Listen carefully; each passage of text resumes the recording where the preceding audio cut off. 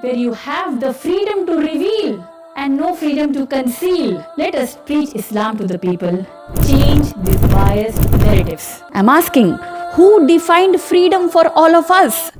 Alhamdulillah, as a Muslim woman, I am proud to embody the religious duty of wearing hijab.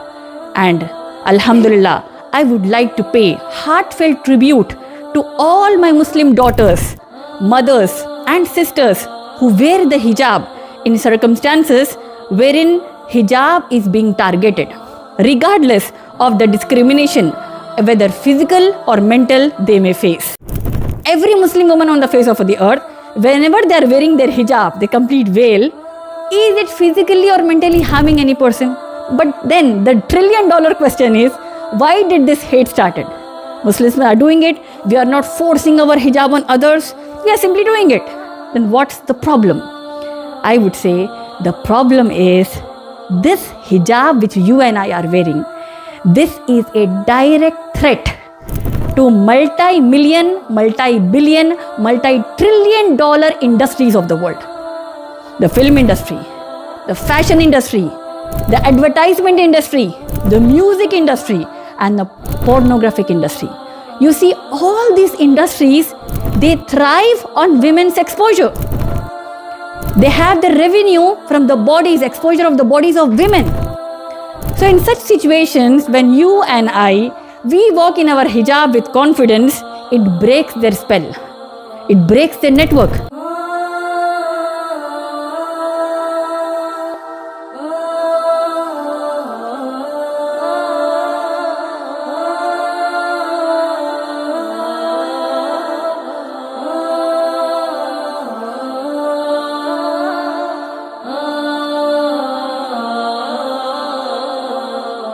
Assalamu alaikum wa rahmatullahi wa barakatuh. Inshallah, I would like to introduce my mother, Amtul Mateen, the main speaker of this Islamic Dawah workshop for women, being held on this afternoon of December 27, 2025, Saturday, at the Des Plaines Downtown Masjid located in a suburb of Chicago. Alhamdulillah, Sister Amtul Mateen serves as the esteemed Vice President of IFA, Islamic Foundation of America, and holds the distinguished position of Administration Manager for both the IFA and its educational division called ISA, the Islamic School of America. Alhamdulillah, she pursued a bachelor's degree with a major in genetics. Alhamdulillah, Sister Amtul Mateen has been an eminent female speaker and served with distinction for over 18 years as the Manager of Administration, Women's Section at IREF, the Islamic Research and Educational Foundation in Hyderabad, India.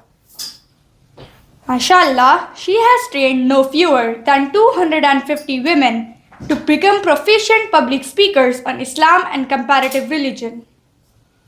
She has also provided invaluable counseling to numerous women grappling with familial and parenting challenges. A source of inspiration and guidance, Sister Amtul Mateen encouraged young girls to pursue higher education, all while steadfastly adhering to the principles of Islam, most notably maintaining the observance of the veil. MashaAllah, her work focuses on empowering the younger generation with the intellectual capacity to address critics of Islam, particularly those from the feminist and pseudo-secular perspectives through articulate and scholarly dialogue. Despite her demanding career, Sister Amtul Mateen exemplifies balance as a devoted wife and mother of 5, a role that additionally equips her to mentor married professionals and mothers in integrating career and family life.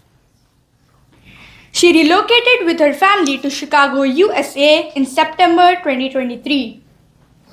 Subhanallah, since December 2024, Sister Amtul Mateen is serving as Vice President of the IFA, the Islamic Foundation of America, a Chicago-based for-profit LLC, and its academic division called ISA, the Islamic School of America.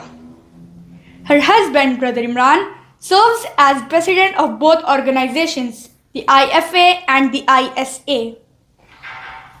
Alhamdulillah, Sister Amatul Mateen is the biological mother of Amatul Ahad and Amatullah, and a co-mother to Sumayya Fatima, Saria Fatima and Sarra Fatima. We, including myself, are the biological daughters of Brother Imran.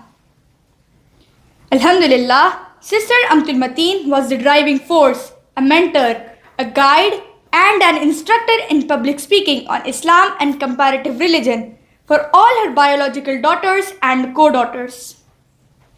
MashaAllah, Sister Amatul Mateen's presentation will be finally followed by a question and answer session with the audience. Now, without any further delay, I invite Sister Amatul Mateen to commence her session. Sister Amatul Mateen. Alhamdulillahi wahda. Wassalatu wassalamu ala man la nabiyya ba'da. Wa ala alihi wa ashabihi ajma'een. Amma ba'd. A'udhu billahi minash shaitanir rajim. Bismillahir rahmanir rahim. Ya ayyuhan nabiyyu qul li azwajika wa banatika wa nisa'il mu'minina yudnina alayhinna min jalabibihinna. Zalika adna an yurafna fala yuzdain wa kana Allahu ghafurur rahima. Bismillahir rahmanir rahim. Rabbish rahli sadri wa yassir li amri wahlul uqdatam min lisani yafqahu qawli. Amma ba'd, respectable Madam of Conduct and all my dear sisters, I welcome all of you with the Islamic greetings. Assalamu alaikum wa rahmatullahi wa barakatuhu. Meaning may the peace, mercy and blessings of Allah subhanahu wa ta'ala be on all of you. The subject of my talk is, does hijab degrade women? Whenever the word hijab is mentioned today, it is, for many in our modern world, a symbol of oppression, restriction, or even backwardness.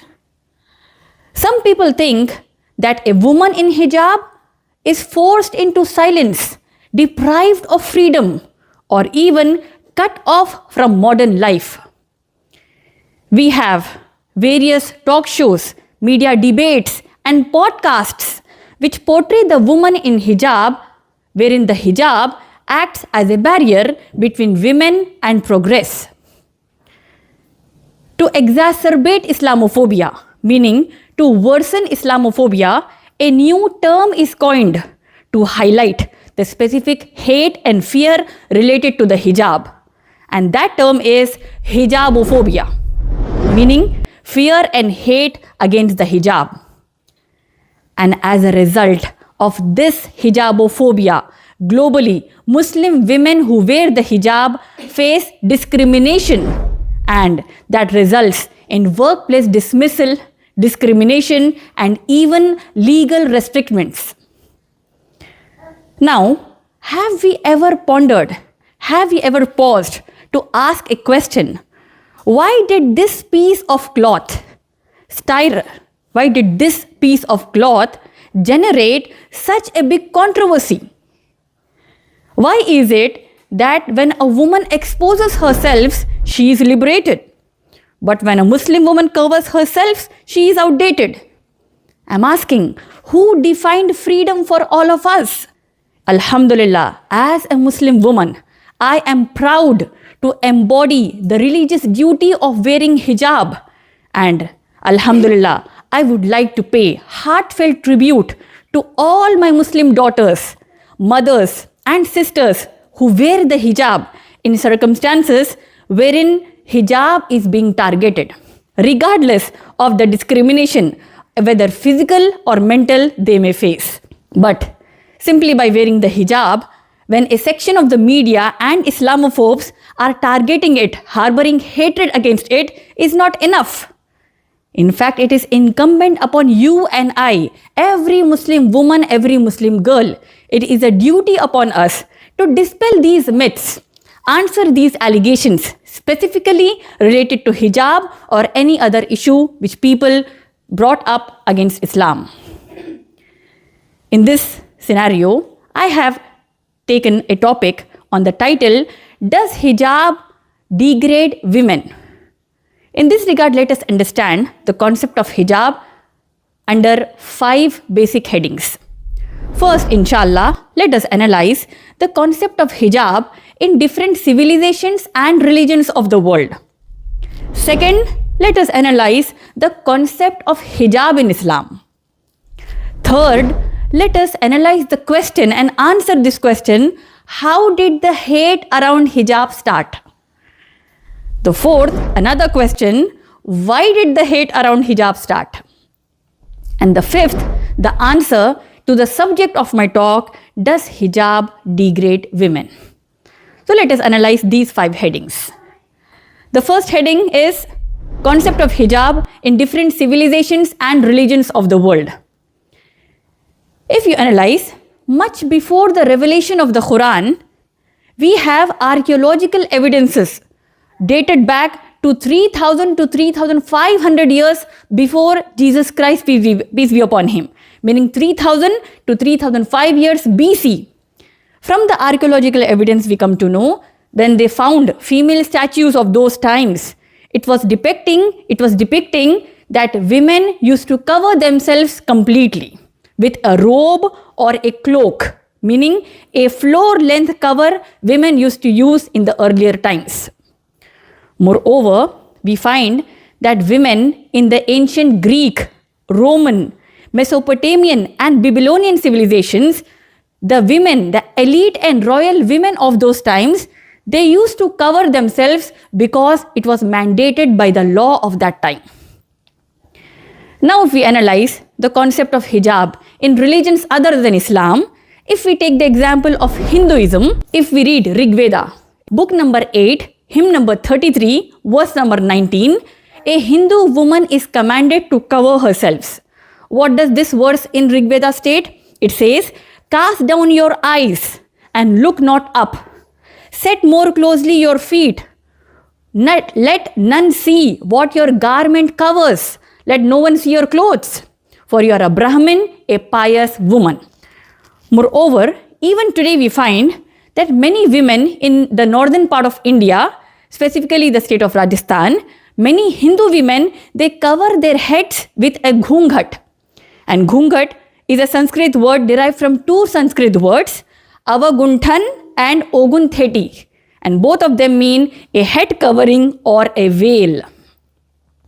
And moreover, we also find in the religious teachings of Judaism and Christianity, when we read the Bible, which the Jews and Christians believe to be the word of God, the command of women covering themselves is given in the Bible, in the Old Testament, in the book of Genesis, chapter number 3, verse number 7, book of Genesis, chapter number 3, verse number 21, book of Genesis, chapter number 24, verse number 65, book of Genesis, chapter number 38, verse number 14 and 15, and in book of Deuteronomy, chapter number 22, verse number 5, and also in the book of Isaiah. In all these places of the Bible, in the Old Testament, the command for a woman to cover herself is mentioned. Now, if you read the New Testament of the Bible, in the same Bible, it says in 1 Corinthians, chapter number 11, verse number 5 to 6, it states that if any woman, she prays or prophesies with her head uncovered, she dishonors her head. For it is better for her to get her head shaven. Meaning, it says that it is better for a woman to cover her head. If she does not, then she should get all her hair removed from the head. She should go bald.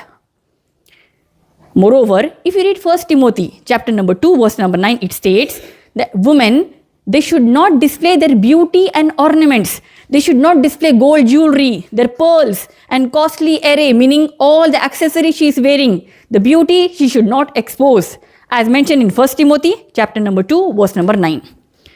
From all these quotations from different religions, a basic understanding of different civilizations and religions, we come to know the concept of women covering themselves was not an invention of Quran. It was much more before the Quran existed. The Quran came to Muhammad sallallahu alaihi wasallam. Now coming to the second heading of my talk, the concept of hijab in Islam. When we analyze the concept of hijab in Islam, I would like to make a statement very clear to all of you. And that statement is, hijab in Islam is in no sense merely the headscarf which the woman wears. This is a huge misconception. In Islam, according to the teachings of Quran, we find hijab, the concept of hijab is actually a partition which acts as a barrier between the woman and unrelated men in the society. Many people think that the concept of hijab, the very word hijab, does not appear in the Quran as a reference to quote for a Muslim woman to cover herself from head to toe. And many people even think that hijab is just the headscarf. Do you know the main reason for making hijab only the headscarf is the Jewish married women? It is mandated according to the Talmudic law, according to the Jewish traditions, that a Jewish married woman should compulsorily cover her head. When a Jewish observant woman gets married, her hair attains a certain holy status that is to be reserved for only her and her husband. It reminds her of her status as a married woman and the power of her sexuality and of her responsibility. No, she does not. This is because we start covering our hair when we get married. After the wedding, we put on a headscarf or a wig. So when she gets married, she'll cover her hair. So from there, might be, we took the logic that in Islam, when a woman has to cover herself outside, in the outside world, in front of men, she has to just cover her head. And thanks to these misinterpretations, you will find even the Oxford and Merriam-Webster's dictionary also named hijab as only the headscarf. If you read the Oxford dictionary, which people refer to know different things of the English language, the word hijab appears in the Oxford dictionary. And the word hijab in the Oxford dictionary means a head covering used by some Muslim women. According to the Merriam-Webster's dictionary, the word hijab is referring to a covering of the hair and neck worn by some Muslim women. Now, if we analyze what is actually the concept of hijab in Islam, an interpretation of myself, an interpretation of any human existing on the earth, or it is a command of Allah, and from the command of Allah, the teachings of Muhammad sallallahu alaihi wasallam. If you read the Quran, when people say that the word hijab is not used for a Muslim woman to cover herself from head to toe, we need to analyze where did the word hijab occur in the Quran. They are totally in the Quran, 8 different places where the word hijab is mentioned. What are those places? Surah Araf, Surah number 7, ayat number 46. Surah Bani Israel, Surah number 17, ayat number 45. Surah Maryam, Surah number 19, ayat number 17. Surah Ahzab, Surah number 33, ayat number 53. Then you have Surah Saad, Surah number 38, ayat number 32. Surah Fussilat, Surah number 41, ayat number 7. Surah Shura, Surah number 42, ayat number 51. And also in Surah Mutaffifin, Surah number 83, ayat number 15. In all these places of the Quran, the word hijab is used. So this will be beneficial for all of us here to know why is that verse used in the Quran. With the restriction of time, I will not be expounding on every ayat where the word hijab is mentioned. Let us take just 2 examples. If you read Surah Saad, Surah number 38, ayat number 32, there the word hijab Allah used when the darkness over the sun appears, wherein the sun disappears from the sight of people. Meaning this is not a physical barrier. It is a phenomenon wherein a person cannot see the sun. Similarly, if you read Surah Mutaffifin, Surah number 83, ayat number 15, it states that Allah subhanahu wa ta'ala on the day of judgment will place a hijab in between Allah and the disbelievers, and the disbelievers will not be able to see Allah. So here again, it is not a physical barrier, but a barrier, a partition which Allah will create on the day of judgment. Now coming to the ayat in the Quran where the word hijab is used specifically for women, where Allah subhanahu wa ta'ala says in Surah Ahzab, Surah number 33, ayat number 53. This is the only ayat in the Quran. This will be important when we discuss with non-Muslims or even among Muslims with us. That this ayat, Surah Ahzab, Surah number 33, ayat number 53, there the word hijab is used for women. How is it used? Allah used the word hijab there referring the hijab as the curtain on the doorway which separated the wives of Muhammad sallallahu alaihi wasallam from the men outside the home of Muhammad sallallahu alaihi wasallam. This means that this hijab, meaning the curtain on the doorway, acted as a barrier which disallowed the men in the outside world to look at the wives of Muhammad sallallahu alaihi wasallam. Similarly, if a Muslim woman, if I say, if any one of you say that I am maintaining hijab, I am observing hijab, this means any kind of partition, any type of partition I am using which reference any unrelated man to look at me directly. Hopefully, we understand the word hijab here. Now, how to do that hijab? Allah mentions in two different places of the Quran. When we read Surah Nur, Surah number 24, ayat number 31, and Surah Ahzab, Surah number 33, ayat number 59, Allah mentions the two physical components used for maintaining hijab. You read Surah Nur, Surah number 24, ayat number 31, Allah says, قُلْ لِلْمُؤْمِنِينَ قُلْ لِلْمُؤْمِنَاتِ, tell to the believing women, tell to the Muslims, يَغُزُّ مِنْ أَبْصَارِهِمْ, that they should lower down their gaze, وَيَحْفُظْنَا فُرُوجَهُنَّ, and they should guard their modesty, meaning they should guard their private parts from committing illegal sexual intercourse. And then Allah says, وَلَا يُبْدِينَ زِينَتَهُنَّ إِلَّا مَا ظَهَرَ مِنْهُ, and they should not display their beauty and ornaments except what appears thereof, meaning an unintentional exposure of the skin, which is not in the control of woman, that Allah will forgive inshallah. Because Allah himself says. Then Allah says, وَلْيَزْرِبْنَا بِخُمُرِهِنَّ عَلَى جُيُوبِهِنَّ, that they should cast their khimar over their juyub, which means that Allah says to cast your outer garments over your bosoms. The Arabic word here used is khumur. Khumur is the plural of khimar. We have heard the word khimar so many times. Oh, my khimar. Khimar means in Arabic the headscarf, and in the Islamic terminology, in the terminology of Quran and the Seerat of Muhammad sallallahu alaihi wasallam, khimar means a head covering used by women in Islam, which drops down from the head, covering the hair, neck, and the bosom up until the ribs.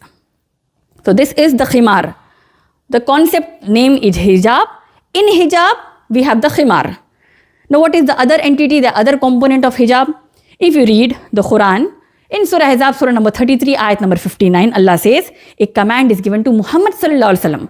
And this is the ayat with which I started my talk.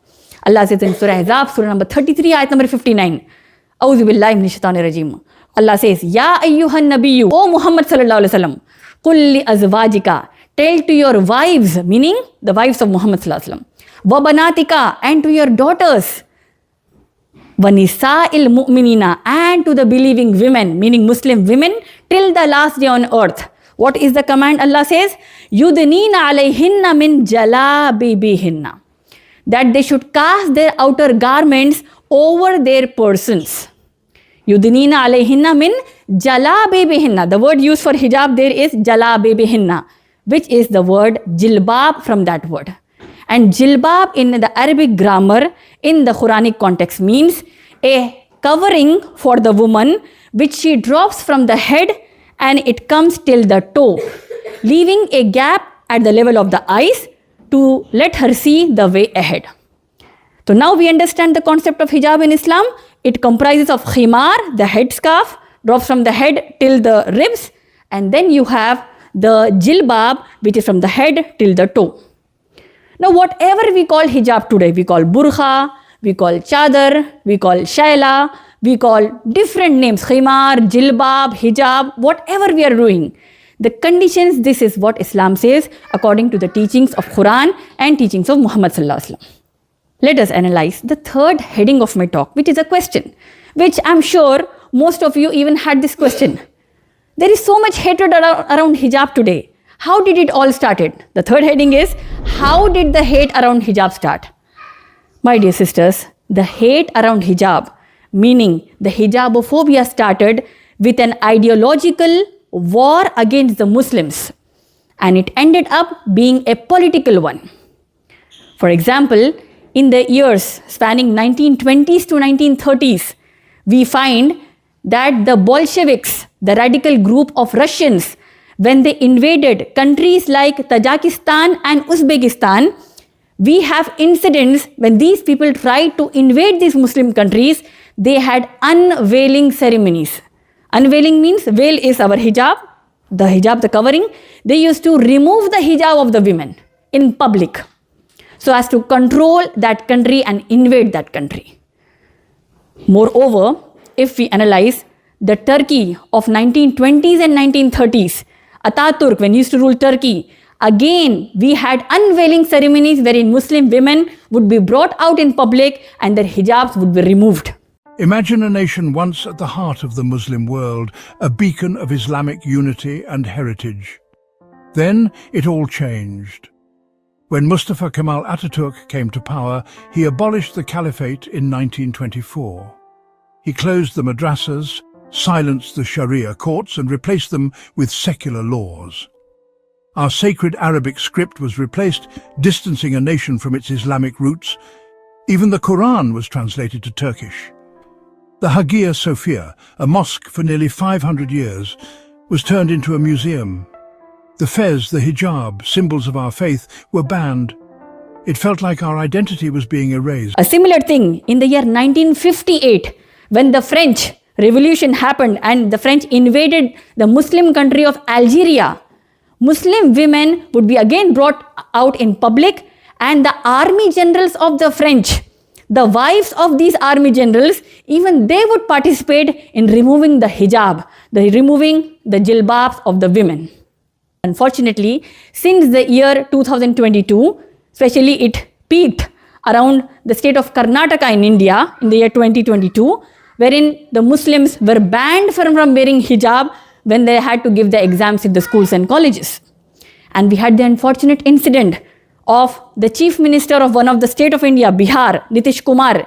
He forcibly removed the niqab, the face piece of a Muslim woman who wanted to take her reward on a ceremony, who wanted to become a doctor. Bihar Chief Minister there removing the hijab of a woman. The Congress's Mumtaz Patel has gone on to say this is an attack on women's dignity, while this is an ex-actor who has gone on to say that a woman's dignity is not a prop to toy with. So let's just get in Raman, my colleague, in order to get us details. Raman, of course, Mumtaz Patel there has, said that this is something, it's an attack on women's dignity, something that, of course, whether it is the opposition or also people on social media, because that video has gone completely viral of the Bihar Chief Minister there on his own removing the hijab of the woman. So this kind of oppression, this is how it started in the early times. And now even we find in the United States of America, it is said, according to the Pew Research which is owned by the United States of America, the Pew Research dated December 16, 2020, it states that among 198 countries of the world recognized, we find that 56 countries, they face harassment due to clothing, irrespective whether Muslim or non-Muslim. And in these 56 countries, 48 countries, the Muslims fear for their clothing. And the Pew Research states that the majority of the countries are from Europe, wherein the Muslim women are targeted for their hijab and they face harassment due to it. And even the New Jersey State Bar Foundation, it says dated October 13, 2023, it states that in the USA, around 69% of Muslim women, they have faced harassment, either mental or physical, due to their hijab. Now coming to the fourth heading of my talk, why did the hate around hijab start? See, I wore this in the morning. One of you, any one of you, all of you, every Muslim woman on the face of the earth, whenever they are wearing their hijab, the complete veil, is it physically or mentally harming any person? But then the $1 trillion question is, why did this hate started? Muslims are doing it. We are not forcing our hijab on others. We are simply doing it. Then what's the problem? I would say the problem is this hijab which you and I are wearing, this is a direct threat to multi-million, multi-billion, multi-trillion dollar industries of the world. The film industry, the fashion industry, the advertisement industry, the music industry, and the pornographic industry. You see, all these industries, they thrive on women's exposure. They have the revenue from the bodies, exposure of the bodies of women. So in such situations, when you and I, we walk in our hijab with confidence, it breaks their spell. It breaks their network. My dear sisters, we live in a society wherein women are commodified. Women are being used to sell a soap, shampoo, cars, even water. Now coming to the fifth and the last heading of my talk. Does hijab degrade women? We have seen the biased stereotypes in our society today, and I'm sure all of you can relate to it. And what is that? If a Hindu woman wears the hijab, meaning she covers herself, she is a good woman, pious woman. And we heard thanks to those Indian serials, if she covers herself with a ghungat, she is a Sati Savitri, good woman, pious woman, ideal bahu, ideal woman, ideal daughter-in-law. But if a Muslim woman wears the hijab, she is outdated. If a Christian woman, she covers herself, always respected, she covers herself. Muslim women, you and I, we walk in our hijab, we are degraded. A Jewish woman, she covers her head, she is honored. Muslim woman does that, she is degraded. Muslim woman does that for Allah, oh, the men are forcing her to do that. In Islam, whether a Muslim woman, she is rich or poor, she is a woman from America or Asia or Africa or any country, she is black or white, for every woman, her beauty, her dignity, her modesty and protection is utmost in the sight of Allah, so as to not allow the evil eyes of the society to lust on her, and so that she does not end up into molestations and rapes being one of the parts of one of the reasons for maintaining hijab. If we analyze, my dear sisters, women in Islam, they are the foundation of society. Women in Islam, they are the nurturer of generations, educator of nations. In Islam, we find all the women who are from the Islamic background, we find that they covered themselves and they excelled in their field of education. Muslim women, the wives of Muhammad sallallahu alaihi wasallam, the daughters of Muhammad sallallahu alaihi wasallam, the believing women, the female companions of Muhammad sallallahu alaihi wasallam, they were the most advanced, progressed, empowered women of our times. This concept of having a university-based education, this was started in the year 859 Christian era, where you have the oldest recorded university of the world according to the Guinness Book of World Records. And that was in Morocco, and the university's name is Al-Qarawiyyin University. And that was by a Muslim hijabi woman. That, my dear sisters, the challenges which we face might be, any one of you sitting here might not be facing those challenges, but there are many Muslim girls in schools who are facing judgment for their hijab. Many Muslim women who are battling judgment at workplaces, and every mother who is trying to guide her daughter in the right perspective. Remember, your efforts are known to Allah subhanahu wa ta'ala. Every drop of sweat you endure for hijab, every speck of doubt or abuse which people have for your hijab, remember that Allah counts them all. And He will protect you in this life, and He will give you the best in this life and the hereafter. Finally, I would like to conclude by quoting the famous quote of the assistant professor of the University of Nevada, Dr. Julie A. Huggins. She writes a book by the title, The Tale of Two Robes. This book, a tale is a story, T-A-L-E, tale. A tale of two robes. Robes, R-O-B-E-S. Robes means a cloak or a gown, a huge thing which drops over the body of women. She writes this book, and the backdrop of that, the background of that book is, she says she was gifted a hijab. And here you understood the word hijab, not just a headscarf. Hijab means head to toe partition for the woman, head to toe covering of the woman. She was gifted a hijab by one of the Muslim students to her. And then she writes this book showcasing the bias people have against the hijab. She says in her book, and then she gave a TEDx talk also, which is uploaded on YouTube. You just type The Tale of Two Robes by Dr. Julie Huggins. In that TEDx talk, you must have seen many TEDx talks, right? In that TEDx talk, she comes on the stage with the complete hijab, the way I am wearing. She wore her niqab, the khimar and the jilbab, everything. She came on the stage and she gave a talk citing, look at me, study me. What do you think when the moment you look at me? Woman, uneducated, outdated, degraded.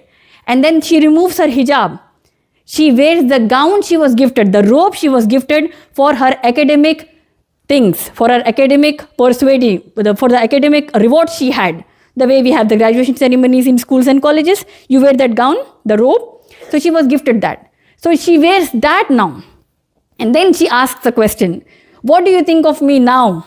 The moment you look at me with that gown which I am wearing, you think I'm a woman, empowered, freedom, you have freedom, you're educated. So finally she concludes by saying, what is the bias against hijab in Islam? She says, my tale of two robes, meaning my story of the hijab and the gown of the academic values. My tale of two robes may or may not tell you who I really am. More importantly, it may tell you who you are and determine how you behave towards me. In a gist, she's talking about the sick mentality people have towards hijab. And I would say, my dear sisters, in a world where you have the freedom to reveal and no freedom to conceal, let us preach Islam to the people, change these biased narratives. With this, I would like to conclude my talk. Wa akhiru da'wani alhamdulillahi rabbil alameen. Show me the way, oh Allah. Don't let me stray, oh Allah. I need you, oh Allah. I beg you, oh Allah. Take me out of darkness into your light, oh Allah. Show me the way, oh Allah. Don't let me stray, oh Allah. I need you, oh Allah. I beg you, oh Allah. Take me out of darkness into your light, oh Allah.